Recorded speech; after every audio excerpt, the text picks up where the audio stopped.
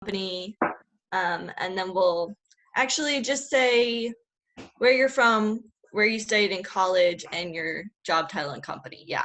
And then we'll move on after we have a little bit of information about everyone. And feel free to correct me on your name if I mispronounce it. David Reedy, will you introduce yourself? Sure. So my name's David Reedy. I'm from the Boston, Massachusetts area, and I went to university at Northeastern University in Boston. I currently work at Great Smoky Mountains Institute at Tremont as a community development specialist. That's great. Thank you. Alana Mikasek. You're very close on the last name. Hi, Ah. everyone. My name is Alana McKissack. I'm a native of Atlanta, Georgia. I actually graduated from UT back in 2015. I studied biology there with a concentration in ecology and evolutionary biology. Right now, my job is the executive director of Keep Knoxville Beautiful. Great, thank you. And then we have Christine Doka.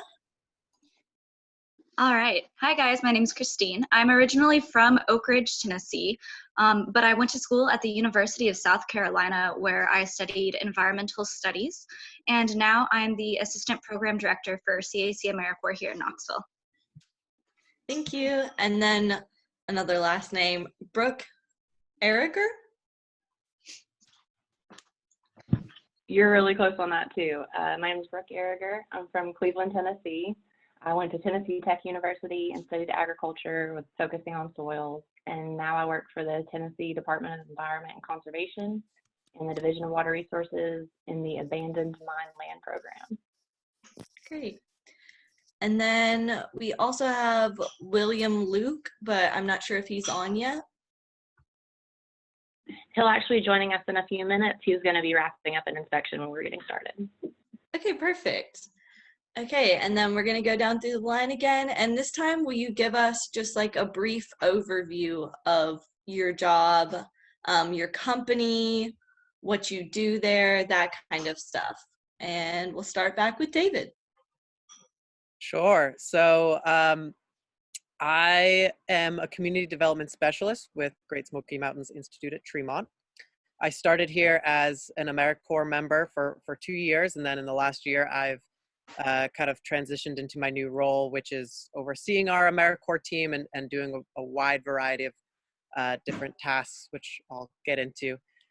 So Tremont Institute, we are an environmental education center located in Great Smoky Mountains National Park. And we specialize in residential overnight experiences that are focused on getting people connected to nature.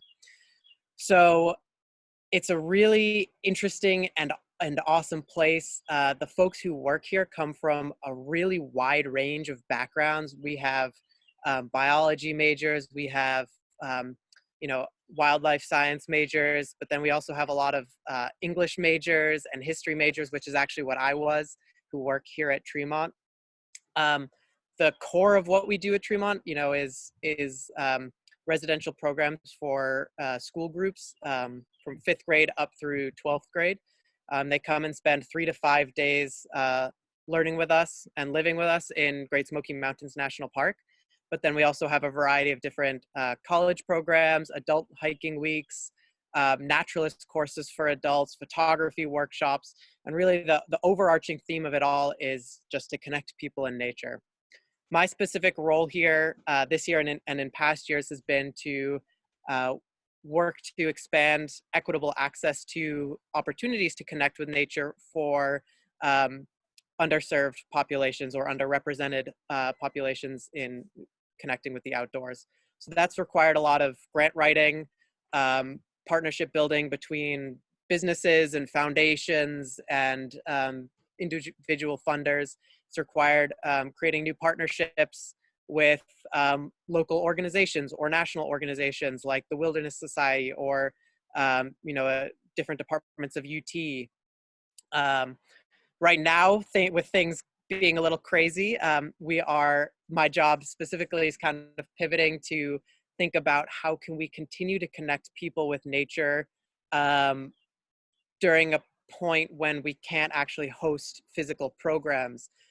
So far that's looked like a lot of social media content, creating videos and publishing activities that parents or school teachers can share with their students. It's been, relaxing videos of just the changing of the seasons to allow people to have kind of that escape that nature provides if they, aren't as lucky to live near a park or near a green space.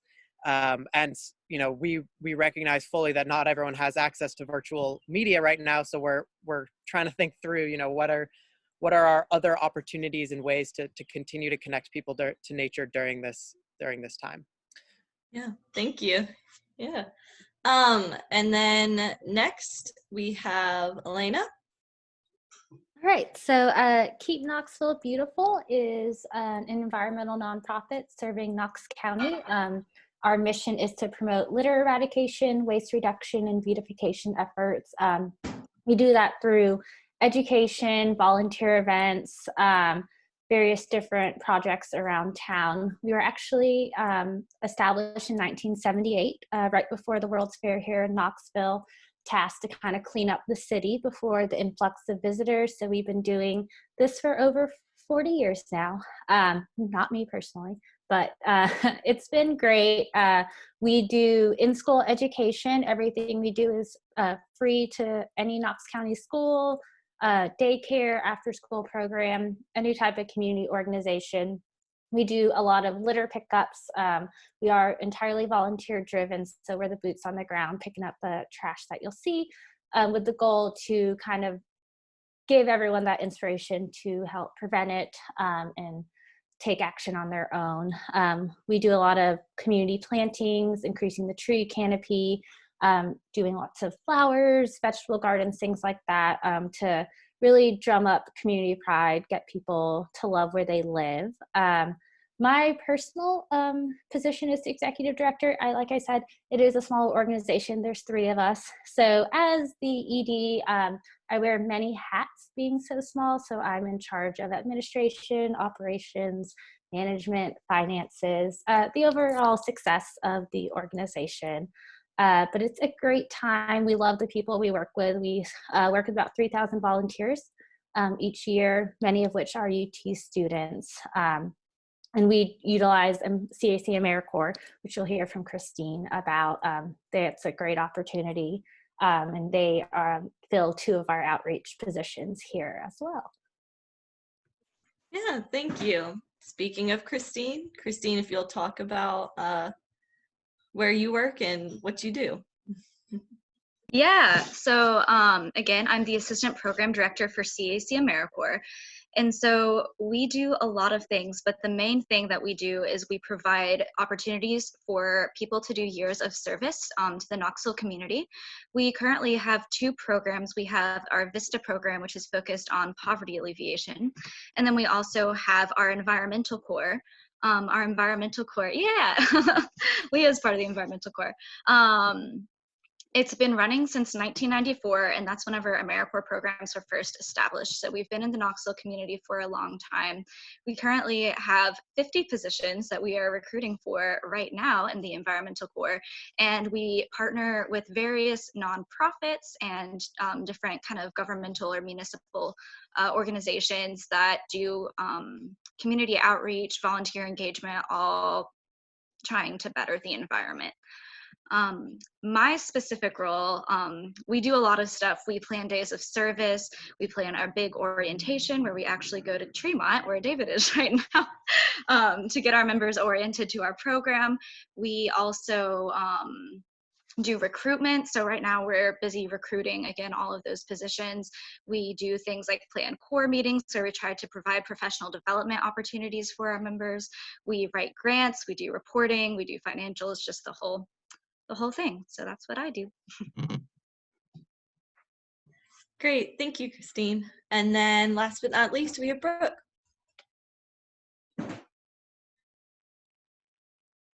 So obviously I don't have to tell you guys what the state of Tennessee is as an organization. The Division of Water Resources overall, the majority of the jobs there are going to be in regulation and compliance. My group is a little bit of an outlier because we consider it like a white hat program. We actually don't enforce regulations or compliance on anyone. We actually go out and clean up abandoned mine sites that were mined for coal before 1977 when the federal surface mining regulation was passed. So we take those projects from the cradle to the grave, everything from investigating the sites to doing the NEPA process, since our money is federal money, doing outreach with landowners, the procurement in the state system, and then overseeing the construction of those projects as they're actually pushing the dirt on the ground. Yeah, that's great. Thank you. So I'm going to take a second and shout out a couple reminders real quick. So thanks everyone that's here for being here. If you have any questions for any of the panelists, just drop them in the chat below. And also, if you're a UT student, after this, if you'll take a moment to complete our 2-minute survey, you have the chance to win a free t-shirt. So make sure to check out the chat and keep up with that. So next, we're going to move into just like your career path. So how did you get where you are now in your career? Where did you do any volunteer work, internships, or take any classes related to the environment or sustainability while you were in school? And then what was your first job out of college? How did that end up impacting your future? These are a lot of questions. This is an overarching thing. But maybe let's start off with like, how did you get where you are now in your career? And like, what steps did you take, and include those other things in that?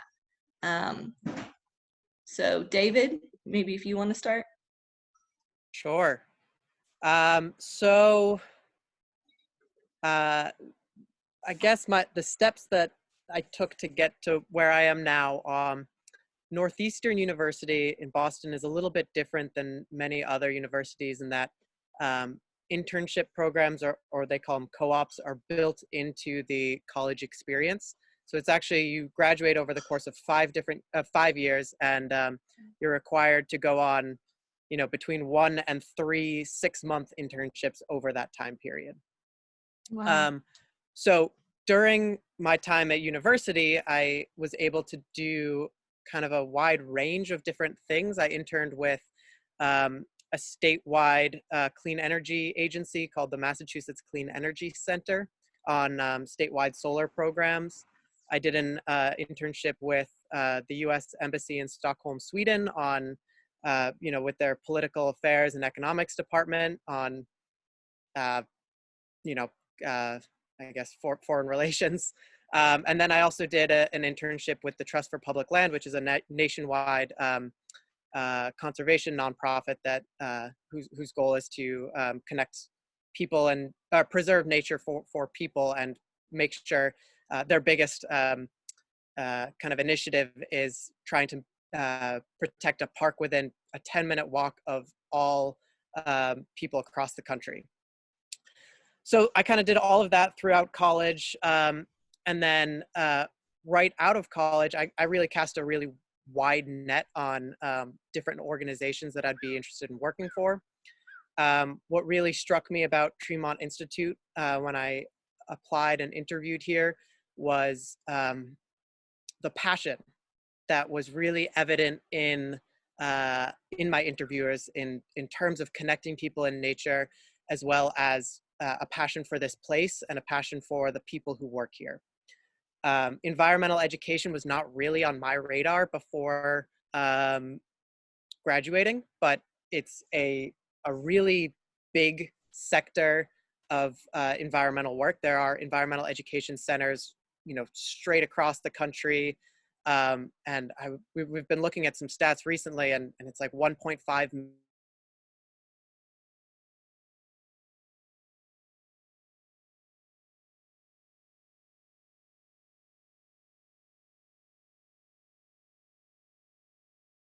just continued to take on more responsibility, expanded my role here. And I was really active in trying to push for more responsibility. So saying, hey, you know, this is a really interesting aspect of what Tremont Institute does.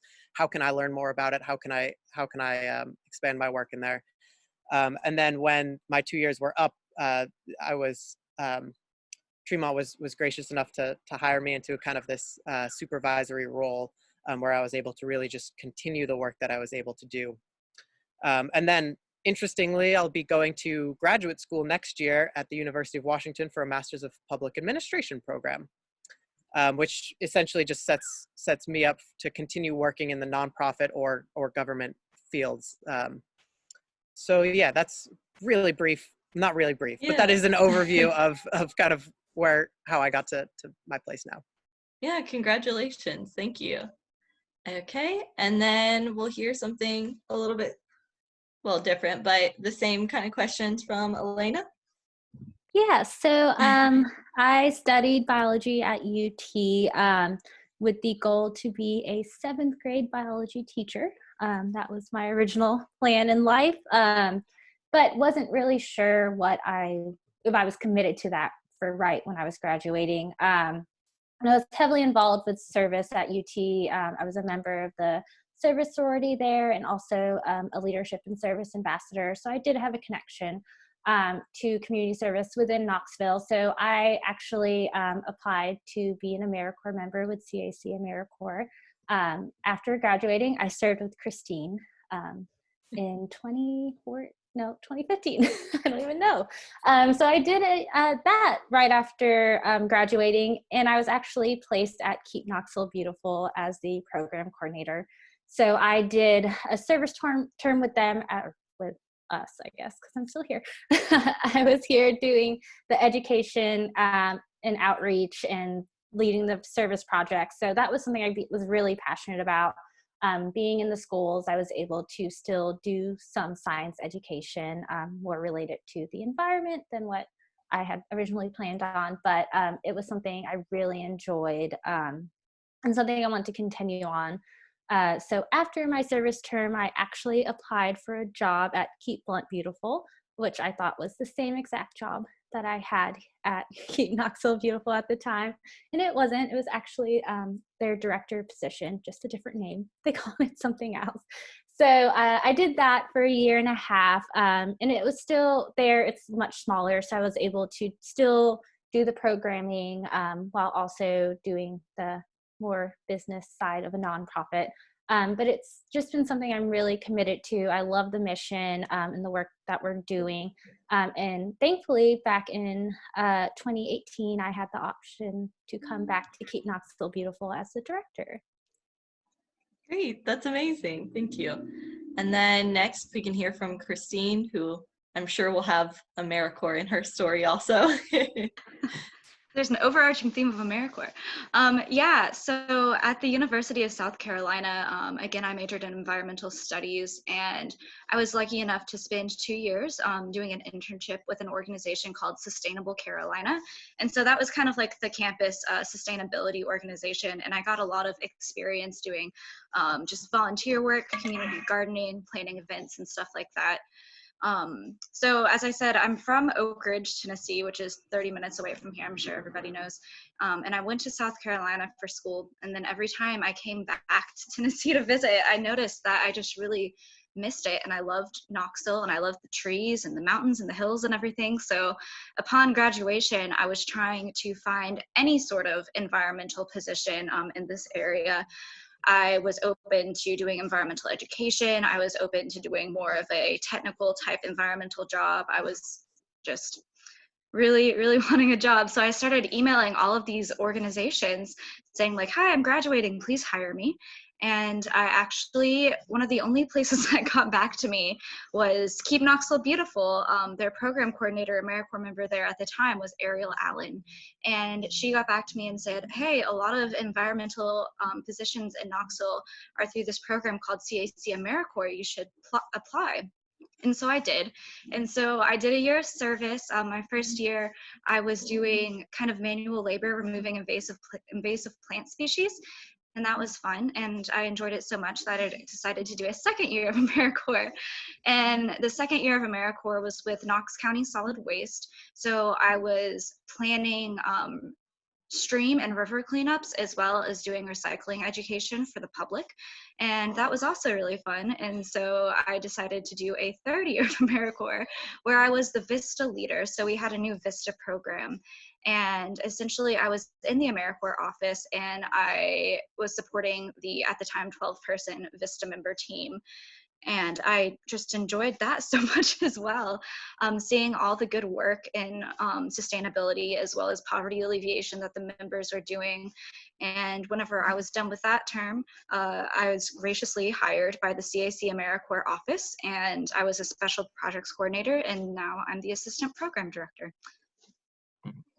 Great. Thank you, Christine. And then Brooke, what about you? So I will try not to ramble. My path was a bit convoluted, but I actually, dating myself a little bit, I graduated college in 2008. So obviously it wasn't the best time to be going out and finding a job. So I actually went and worked at a ski resort for a winter and went and had some fun. I worked as a raft guide for a few seasons, but then I also did 2 terms with AmeriCorps. So that's what brought me here to Knoxville. My first term was in Cortez, Colorado, working for the Dolores River Compact.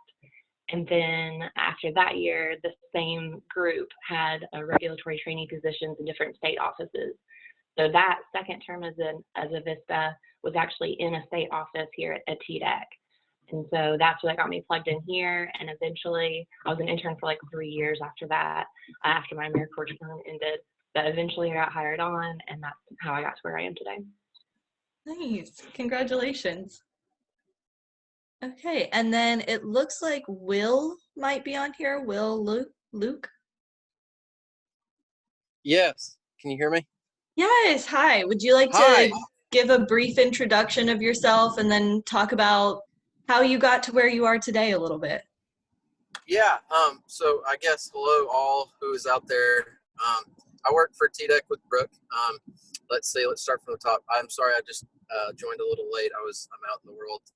This is actually my office, which is my vehicle with the state. So it's kind of just a little glimpse into day to day with us. But okay, I don't know what you're looking for, but I'll just give you my little spill. So my name's Will Luke. My exact title is Environmental Scientist 2. I work for the Tennessee Department of Environment and Conservation with Brooke, who I think just went before me. I was an intern with TDEC back in 2017, which was the year before I graduated, which would be 2018. And I did a little bit of grad school in between then, and always kept wanting to get back working with the state, working with the government was a lot of fun. And I always knew that I wanted to do that because I came from kind of an environmental background. If anyone here is familiar with the Ocoee River area, I grew up basically swimming in that from day one.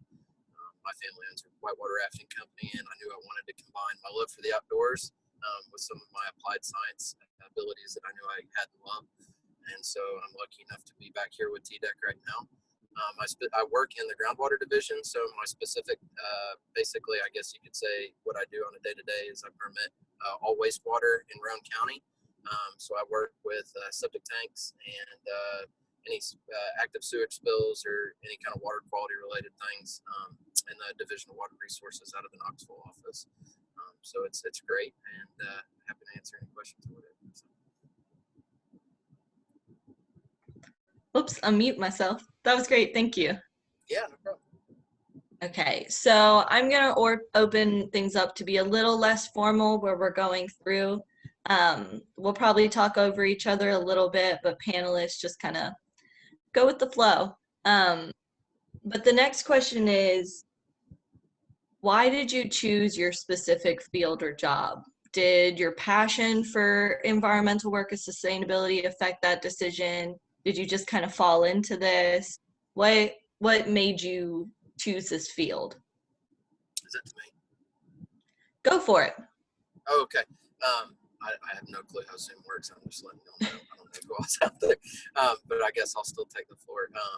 So I kind of forget where the question came from, but I'll just kind of go with it. So as I was kind of mentioned, I'm from Polk County, Tennessee. It was devastated by a previous history with copper mining and terrible environmental degradation. And I learned more about that as I grew up.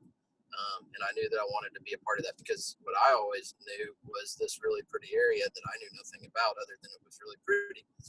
But when you start to put one and one together and kind of see these things that were around the city, you're like, well, that's the old processing mill, and this area still looks kind of bad, and that water doesn't look clean, but this does. Then I kind of pieced it all together, came to school for that, and then that's why I got to hopefully, absolutely be here with TDEC and doing something I love. So I didn't mean to take the floor there, but I'll kind of turn it back over. No, you're good. How about someone else? Well, for me, like I said, I really did enjoy the environmental education component, but this position I am in combines kind of my passion for the environment, but also for the community that I live in, and the people that I'm able to serve with is just truly amazing. Yeah. Yeah. Go I ahead. can jump in real quick. So I actually entered university as a history major, as I mentioned before, and I was kind of struggling. I loved history. That was kind of my focus. After a while, I decided to add environmental studies, simply because I really just enjoyed being outside. I'd grown up in the Northeast, going hiking in the White Mountains, which if you haven't been there, it's awesome. And so I added environmental studies, and throughout my internships, I kind of learned more and more what it meant to work in the environmental field. I think when I first became an environmental studies major, I really had no idea what jobs were out there. But as I started perusing jobs boards more and, saw more of my friends doing internships, I really kind of learned what the breadth of opportunities there were. And what drew me to stay in environmental work so far has been kind of the, as I mentioned before, the passion of people and really the commitment that people show to the work that they're doing, and also to each other. I found that in my education and in all the places I've worked, there has been a real compassion for other people, trying to make sure that everyone else is growing to be their best self. And so that's one of the things that has continued to drive me in this field. Nice. Thank you. I can jump in. So yeah, I would say that, well, in a way, my passion has really evolved over time. I definitely fell into the CAC AmeriCorps program because of my passion for the environment and wanting to help ecosystems and just spread the word about how we can all be more sustainable and help our planet. And then what has kept me in this position is that I get to take people's passions for environmentalism and sustainability and allow them really cool opportunities to really make a difference and be part of a large group of people. So, yeah. Yeah, that's great. Thank you. And I'm actually a lot like Christina and David, Christine and David. My passion led me to the right place, and then I learned more about the specifics of, what it's like working in an environmentally focused government office. And do I want to be a regulator, or do I want to work in something where I can go out and meet landowners where they are? And in our program, we really do change people's lives sometimes, as corny as that sounds. They might have an old strip hit behind their house that we turn into a pasture that they can use to actually, raise cattle or whatever on. So after experiencing my current position, this is what I'm absolutely passionate about, is showing a face of government to citizens that we're not just here to take your taxes and to make rules, that we can come in and we can be a force for good in people's lives.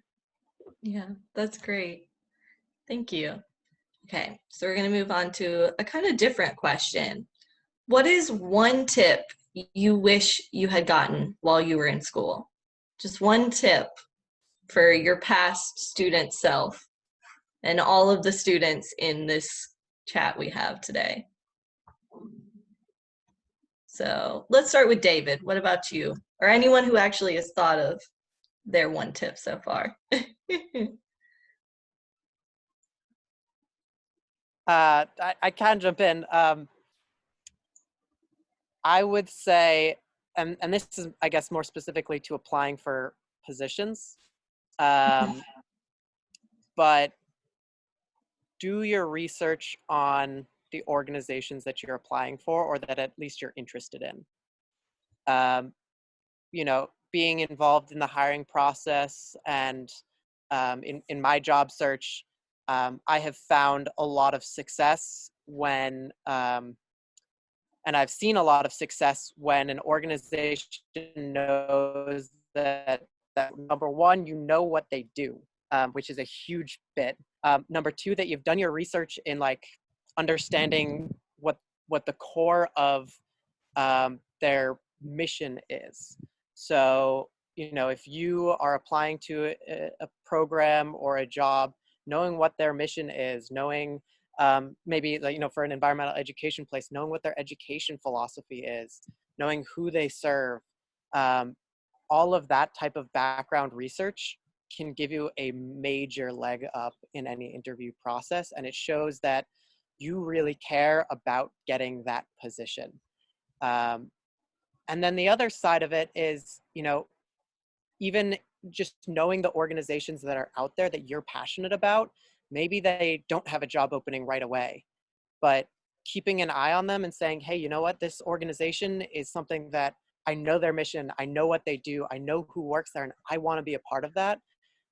Just kind of keeping your eye on that organization as the years go by will really help you when a position does come around, and you can say, hey, you know, I've been looking at you for so long, wait for this perfect position for me to show up, and here it is. Here's why I'm so passionate about it. And so not necessarily just saying, oh, there's no positions here, I'm just gonna look away, but really kind of keeping your eye on those organizations that you are really passionate about. Yeah, that's honestly really smart. I think we'll take 2 more tips actually, and then have one more quick question, and then we'll break into a Q&A. So if I could get 2 more people to volunteer their tips for students.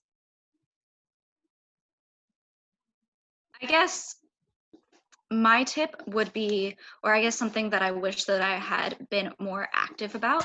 I wish that I had gotten to know my advisor a little bit better. I went to the meetings where they advised on my classes and, you know, but I never really had discussions about how I would use those classes to get a position, or where it would lead me, or what was available in the job market for the, you know, that was related to the classes I was taking.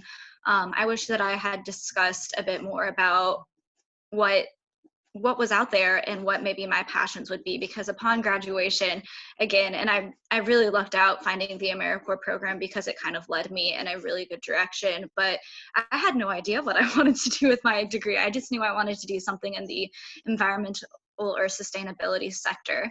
So I felt really lost. I'm really lucky that I found the AmeriCorps program because it realigned me. But yeah, I would just say get to know your advisor, and they can really help guide you in your college classes as well as your career search. And they can write you a really good reference if they know you well. Yeah, that's very true. Yeah, so make sure, talk to your advisors, y'all. And then one more tip, if anybody's willing. I guess I would say to just keep yourself open. Don't firm up the image of what your job's going to look like in your head so much before you graduate or before you get out there. Keep your options open, keep your mind open, and keep learning. You can learn so many new skills after you graduate, and that makes you a lot more marketable to organizations. Yeah, thank you. Okay, so our last question for today is going to be what, and we may not get to everyone, but we'll try to. What is one of the biggest misconceptions about your job or your company or organization? And like, how does that affect you too? So how about David? Sure.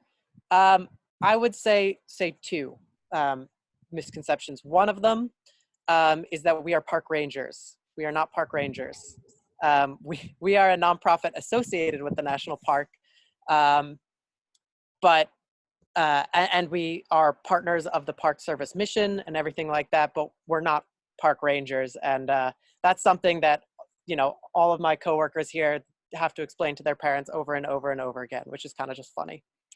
The second thing is that a lot of people look at environmental education specifically as an early career option. So they say, I can get into environmental education, but, you know, I'm going to be honest with everyone here, it's especially entry-level jobs are not super high paying. And a lot of people will say, okay, I can do this for a few years and then there's no real career option in environmental education. And that is a huge misconception because, you know, as I mentioned before, there are hundreds of environmental education centers across the country, from doing things, residential like us in Great Smoky Mountains National Park to, working with Alana with Keep Knox Beautiful, or working at city levels, county levels. And there are tons of ways to move up and really make a career out of environmental education. So if it's something that you're interested in exploring or trying out, that's awesome. And, keep your mind open about making it into a long-term career, and not just something to try for a few years before you go on to something else. Great, thank you, David. Somebody else who's willing to chime in now. I'll say with Keep Knoxville Beautiful, the biggest misconception is that we're a government organization and not a nonprofit. We struggle a lot with people not realizing that we are just 3 people. We work on a limited budget and we can't accomplish everything that they're asking us to do. A lot of people think their tax dollars go to us, which they don't. So we get a lot of calls about picking up people's own personal trash and calling about their neighbor. They don't like their neighbor's yard, so they think that's something we can do. But I mean, unfortunately, while we want to help everyone, we can't. We're very limited. We're a nonprofit. And another thing is people think we're just purely a beautification organization. While we do projects like that, our goal is to better our environment and do that more education component. We're wanting people to know the benefits of what they're doing and then go themselves to do it. Yeah. Great, thank you. I was on mute. Okay, somebody else? How about Will? What's one of the biggest misconceptions about where you work and what you do?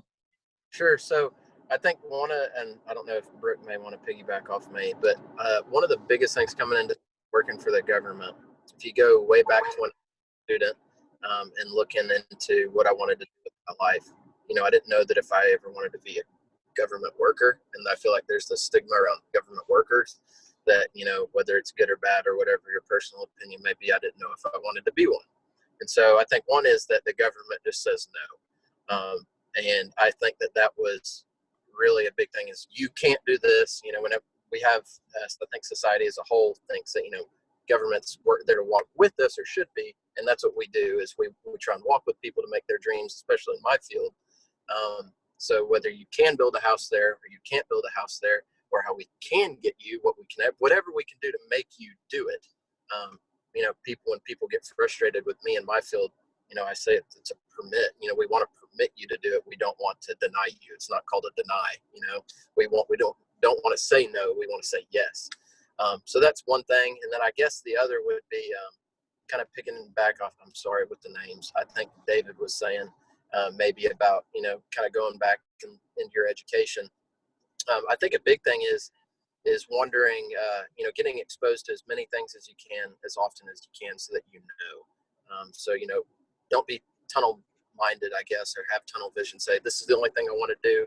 I really like the comment. I forget who said it. I'm sorry about seeing whatever you can get involved in, and always going back to those to those places, say I'm still interested. Just kind of a caveat, I applied for a job at TDEC 3 or 4 times before I was able to get in, and I think that persistence definitely helps with anything. But the other cool thing, and I'm sorry to get preachy, but I hope this helps somebody out there, is that almost everything has an environmental component, and I think it's really hard and really easy for you to go, oh man, they don't have anything that may be able to get interest, or for me to be able to wiggle into. But I almost took a job working for a large bakery in Knoxville a year or so ago, doing their environmental permitting, and I never would have guessed that. So everything's got an environmental component, and you just have to ask, or look around and always be open, because you never know what doors open until you or what opportunities behind that door until you open it. So I don't know if I answered the question, but I hope that. Yeah, that was great. Thank you, Will. Okay, I'm gonna move over into the Q&A portion, unless anybody has anything they'd like to say before that. But it looks like we've got at least 3 questions from some people in the audience today. Simone, do you possibly want to? Sure, absolutely. So the first question we have is from Suzanne, who wants to know if any of you think that your position will lead you to policy or policy change.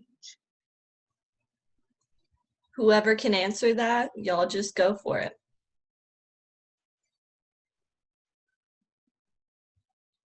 I'll jump in.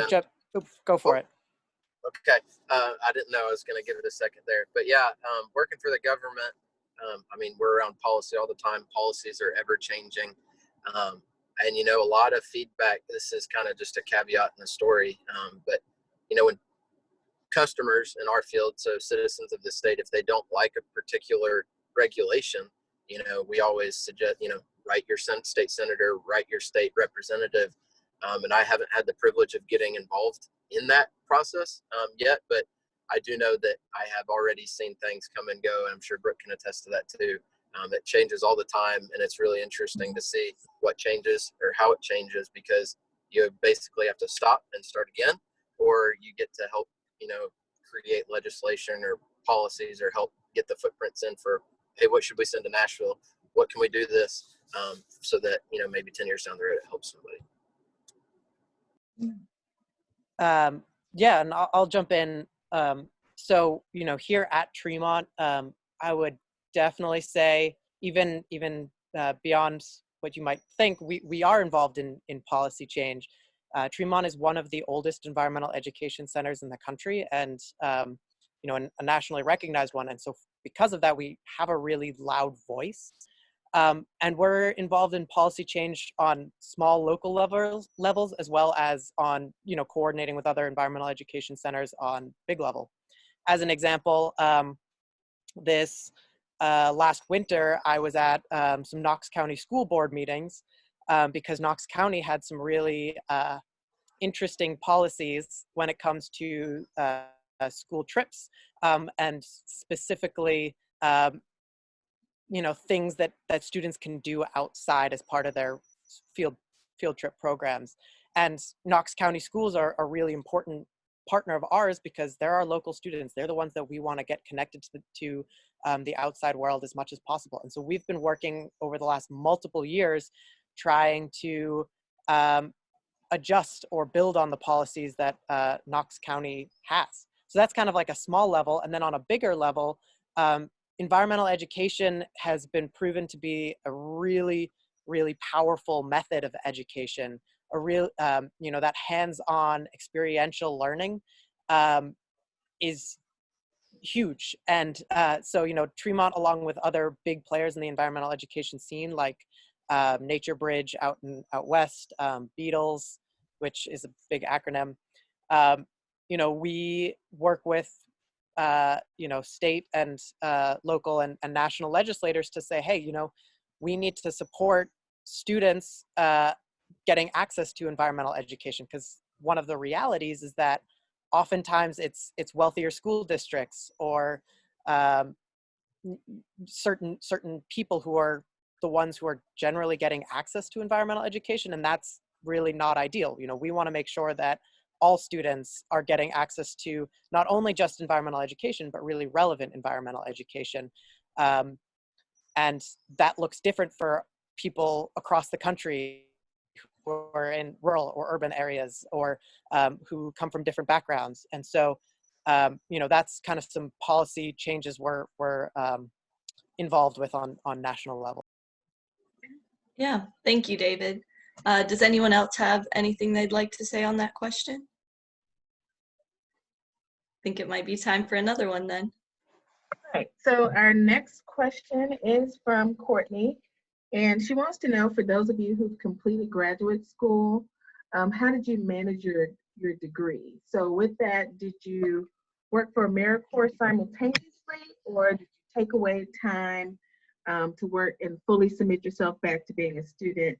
And what graduate programs did you pursue that helped propel you in your career? I can jump in here. I do not yet have a graduate degree, but I can say what a lot of AmeriCorps members do. Several of our AmeriCorps members do have graduate degrees and then come do a year of AmeriCorps to kind of get their foot in the door with different organizations. Also, AmeriCorps allows you, once you complete your term of service, you get an education award that you can put towards existing student loans or going back to school. So it's a really good option to get kind of a financial jump start on continuing your education. Also, our program, a little plug, has recently created a partnership with Carson Newman University to where they will give AmeriCorps members a discount on their MBA, so Master's in Business Administration, and professional and nonprofit leadership. And so what that means is that 2 AmeriCorps education awards can fully cover the tuition of it. And I have seen people take online classes while doing AmeriCorps. So that's kind of what we're saying, is if you want to do 2 years of AmeriCorps, take online classes throughout those 2 years. Whenever you're done, you will graduate with a professional degree.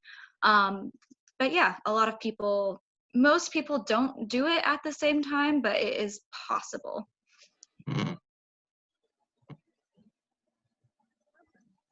Thank you, Chris. I also do not have a graduate degree, but I will plug the state here that if you work for the state, you get a class a semester for free.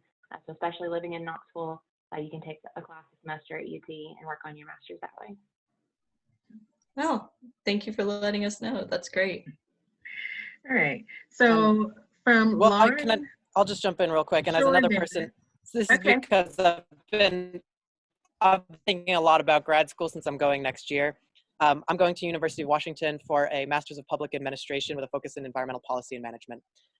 That program and a lot of the Masters of Public Administration programs, generally you are expected to find internships or work to bear degrees throughout that program. Oftentimes that's as TAs, and that's how a lot of people end up paying for it as well. And basically what I would say is I've found success in a little bit is just looking for the program that has the right pieces for you. And the reason I'm going to University of Washington is because they gave me a lot of scholarship money. And it's a good program, but it might not be the best program. It is very well respected, but to me, it just it checked all the boxes. And so it didn't really matter what rank it was. It was just, I could get internships there. It had the job connections. And, I was going to be able to graduate in a way that didn't put me so underwater in debt that, Yeah, I think of a lot of us in this group and in the world know about student debt and its effects. But do we have any more questions, Simone? Yeah, we have 2 more. Okay. The next one is from Lauren, who says, apart from graduate school, are there any learning programs or certificates that you would recommend for a more technical environment or sustainability focus?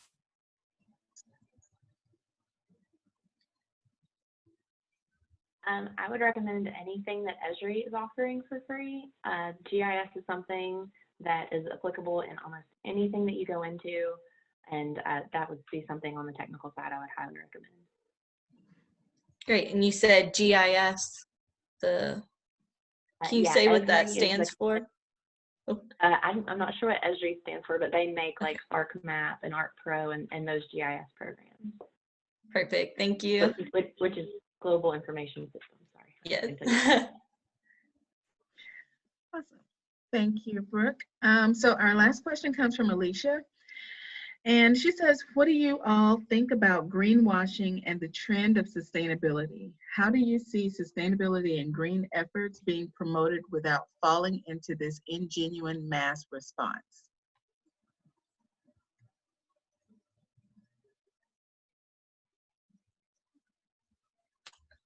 I'll jump in. I don't know. Okay, first off, can anybody hear me? Yes, we got. Okay, good. It's going through my state vehicle now. I couldn't figure that out, so I wanted to make sure. So it's a delicate balance, and I think, I'm trying to figure out, I don't want to step on anybody's toes, so I guess I'll put a disclaimer out there. These aren't the state's opinions, and I hope I don't make anybody mad, but like personally, the way that I live with what I do and working in a sustainability / environmental focus is, regardless of what happens, I know what I know what I do matters, at least to me.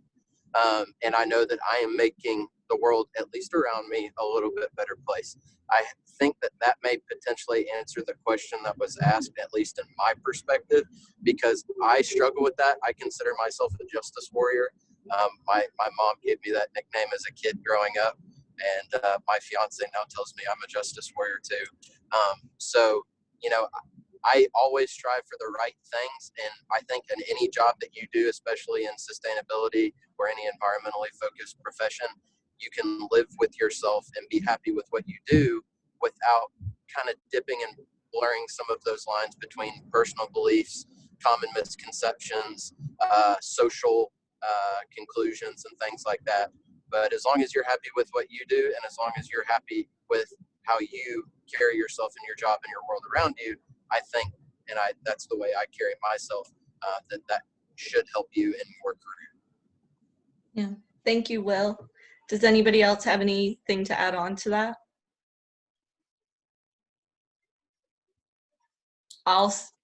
Yeah. Yeah, I will say, coming from a nonprofit side, the greenwashing is something we have people talk to us about all the time. Stuff we struggle with is corporations want to give you money to do the things you're doing. And as a nonprofit, that could be a hard decision to turn down. You need the money. But I know for us personally, we're very careful about who we interact with. We have our own beliefs as an organization. And so we do make sure what we're doing is done very ethically, sustainably, and we're careful of who we involve with. Yeah, thank you so much. Yeah, and thank you everyone who has joined this Career Mingle, our chill and chat this time. Don't forget that if you're a student, please fill out the survey. We'd love to know more of what y'all are looking for, especially in this time. And then you get entered to win a free t-shirt, and we may be throwing some sustainability merch in with that package. So I highly suggest y'all fill out that survey. Simone, do you have anything else? I don't. Thank you, Leah. And thank you to all of our panelists who joined us today and shared their experiences and some valuable nuggets of information for students looking to enter into the space. Yeah, thank y'all so much. I hope this was helpful for everyone, and good luck. Bye-bye. Have a good day. Thanks, y'all.